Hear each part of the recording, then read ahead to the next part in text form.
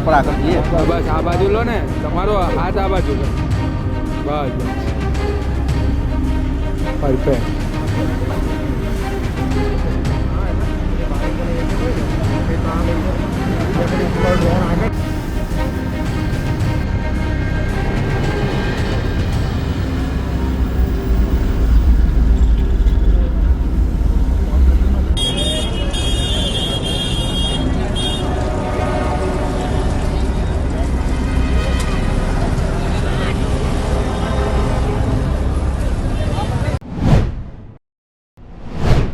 Sir 31 ડિસેમ્બરને લઈને ખાસ પોલીસનો બંદોબસ્ત.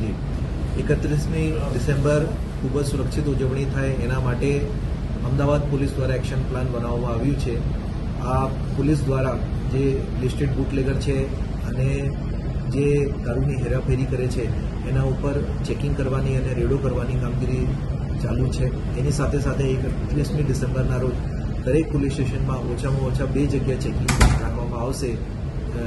જે અમદાવાદ શહેરમાં 100થી વધારે ચેકિંગ પોઈન્ટ રહેશે અને પોલીસ દ્વારા તમામ ચેકિંગ પોઈન્ટ ઉપર 500થી વધારે બોડી વોર્ન કેમેરા સાથે જે બ્રેથ એનાલાઇઝર છે એ રાખવામાં આવશે.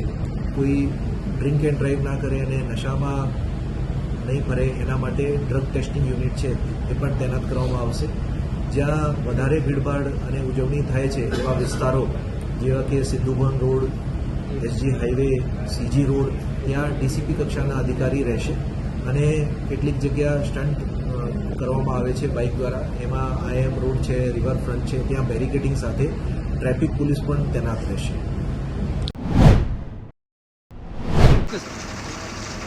આજે 30 ડિસેમ્બર અને આવતીકાલે 31મી ડિસેમ્બર તથા 1 જાન્યુઆરીને લઈ અને બનાસકાંઠા પોલીસ એક્ટિવ મોડમાં આવેલી છે. આપ જોઈ શકો છો એમ પ્રકારે બનાસકાંઠા જિલ્લો જે છે રાજસ્થાન સાથે એક લાંબી બોર્ડર શેર કરે છે, જેને લઈને પોલીસની જે પરમેનન્ટ 9 જેટલી ચેકપોસ્ટ છે એ સિવાય બીજી 7 જેટલી ચેકપોસ્ટ બીજી પણ ઊભી કરવામાં આવી છે અને તમામ ચેકપોસ્ટ ઉપર પીએસઆઈ અને પીઆઈ કક્ષાના અધિકારીનું સુપરવિઝન મૂકવામાં આવેલું છે.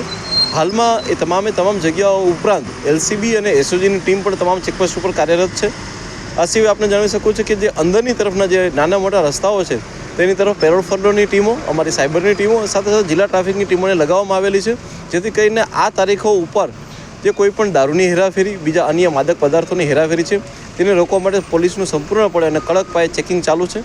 એ સિવાય જેટલા બી લોકો રાજસ્થાનથી આવી રહ્યા છે અને ખાસ કરીને 31st મહિને આવી રહ્યા હોય એ લોકો કોઈ નશાની હાલતમાં ના હોય અને આપણા ગુજરાત રાજ્યમાં પ્રવેશે ત્યારે એ લોકો નશાની હાલતમાં ના હોય એ માટે થઈને તમામ જે વાહન ચાલકો છે એ તમામને બ્રેથ એનાલાઇઝરનો ઉપયોગ કરીને એમને પણ હાલમાં ચેક કરવામાં આવી રહ્યા છે, જેથી કરી અને ગુજરાત રાજ્યની અંદર આપણા બનાસકાંઠા જિલ્લાની અંદર સંપૂર્ણપણે કાયદો વ્યવસ્થા જળવાઈ રહે અને સાથે સાથે આવા કોઈ પણ ઇસમો જે છે એ નશાની હાલતમાં કોઈ એક્સિડન્ટ બી ના કરે અને માદક પદાર્થો લઈ અને તેની હેરાફેરી પણ ના કરે. Thank you.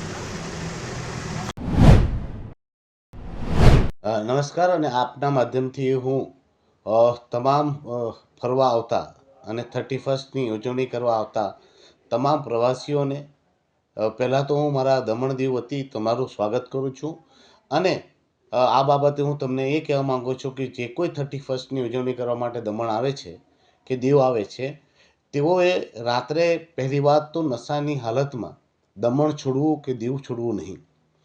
અને જો તમને કોઈ દમણમાં અહીંયાથી પાછું જવા માટે એટલે મજબૂર બનવું પડતું હોય કે અહીંયા કોઈ રહેવાની વ્યવસ્થા નથી, તો આપ સૌને વિનંતી કરું છું કે આપ મારા નંબર ઉપર કોન્ટેક્ટ કરી શકો છો અને તમને હું મારા સમાજનો જે કોળી પટેલ સમાજનો હોલ છે ત્યાં રહેવાની વ્યવસ્થા કરી આપીશ.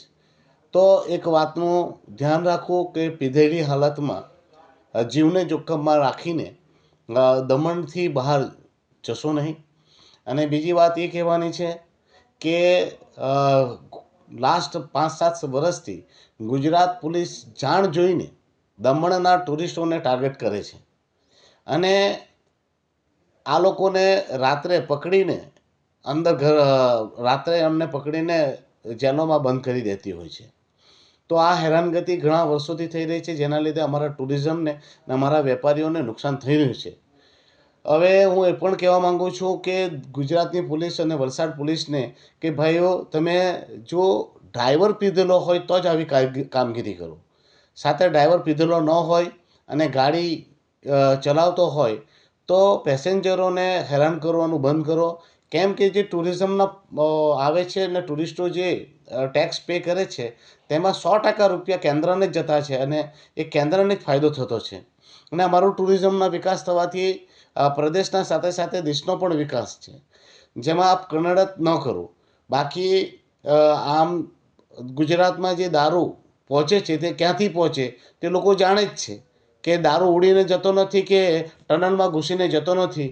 ક્યાંક ને ક્યાંક પોલીસની કામગીરી પણ ત્યાં શંકાના દાયરામાં જ રહે છે. ને હું એક વાત ચોક્કસપણે કહું છું, જેટલો દારૂ દમણમાં ઇઝીલી મળતો નથી એનાથી ઇઝીલી ગુજરાતમાં દારૂ મળી જાય છે. તો ગુજરાત પોલીસ એવું ના બતાવે કે તે રાજા હરિશ્ચંદ્રની ઔલાદ છે, પરંતુ એક માનવતાની દ્રષ્ટિએ પણ રાખે. જો ડ્રાઈવરો પીધેલા ન હોય તો એમને પરેશાન ન કરવામાં આવે. અને ફરીથી દમણ ફરવા આવતા તમામ મારા ટુરિસ્ટ ભાઈઓ બહેનોને એટલી જ કહેવાનું છે કે પીધેલી હાલતમાં ગાડી ચલાવશો નહીં, જીવને જોખમમાં નાખશો નહીં. આનંદ કરો, મોજ કરો, મસ્તી કરો, પરંતુ જીવને જોખમમાં ના નાખો.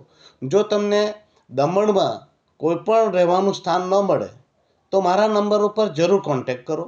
અમારા સમાજનો હોલ તમારા માટે ખુલ્લો રહેશે, ત્યાં વ્યવસ્થા પણ રાખવામાં આવશે. તમે નિરાંતે ત્યાં સૂઈ જાઓ અને સવારે ઉઠીને ફ્રેશ થઈને તમે પાછા પોતાના ઘરે પહોંચી જાઓ. અથવા તો તમારો ડ્રાઈવર તમે એવો લાવો જે પ્રોફેશનલ હોય અને તે પીતો ન હોય અને તેને નહીં પાવો, કારણ કે તમારી સલામતી અને સુરક્ષા મુખ્ય છે. દમણ દીવ વર્ષોથી પ્રવાસી સ્થળ રહ્યું છે અને વધારે પડતું હું એટલું જરૂર કહીશ કે મારા ગુજરાતના ખરેખર ગુજરાતના સુરતના લોકો દ્વારા અમારા દમણનું ટુરિઝમને ચલાવવામાં આવતું રહ્યું છે. તો આપ સૌને ફરીથી વિનંતી કરું છું કે 31st આવો, વેલકમ છે તમારું, પરંતુ સુરક્ષિત રહો, સલામત રહો, એ પણ અમારો ઉદ્દેશ છે. બસ આટલું જ કહેવાનું. તમને જો રહેવાની વ્યવસ્થા ન મળે તો મારો નંબર 9825884410 ઉપર જરૂર સંપર્ક કરજો. હું તમારી રહેવાની વ્યવસ્થા મારા સમાજના હોલમાં જરૂર કરી આપીશ. ધન્યવાદ.